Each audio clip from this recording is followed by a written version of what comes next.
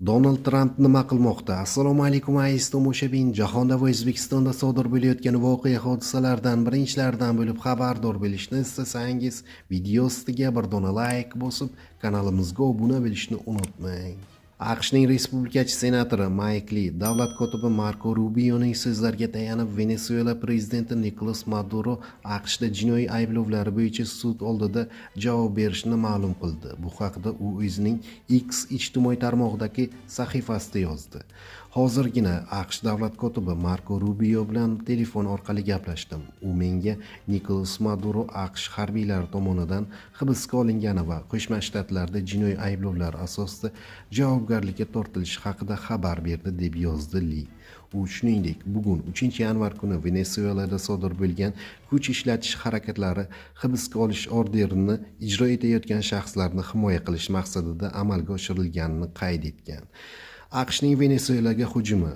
Eslatib o'tamiz, avvalroq Venesuela poytaxti Caracas shahrida kamida 7 ta portlash sodir bo'lgani, shaharning bir qismi elektr energiyasiz qolgani haqida xabar berilgan edi.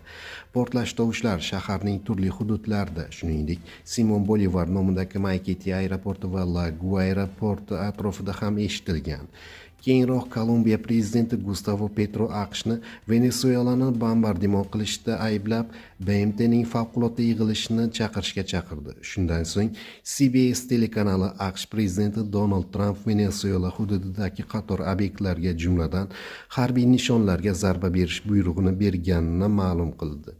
Venesuela prezidenti Nikolas Maduro mamlakatda keng qamrovli mudofaa tizimini zudlik bilan ishga tushirishni va milliy kuchlarni safarbar etish bo'yicha buyruq berdi. Mamlakatda favqulodda holat rejimini e'lon qildi.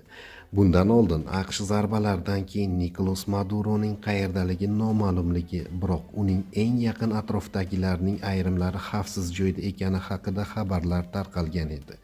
Keyinchalik Donald Tramp Venesuelaga qilingan hujum bo'yicha bayonot berib, Maduro rafiqasi bilan birga qo'lga olingani va mamlakatdan olib chiqib ketilganini ma'lum qildi. Shundan so'ng Rossiya AQShning Venesuelaga qilingan hujumini qoraladi.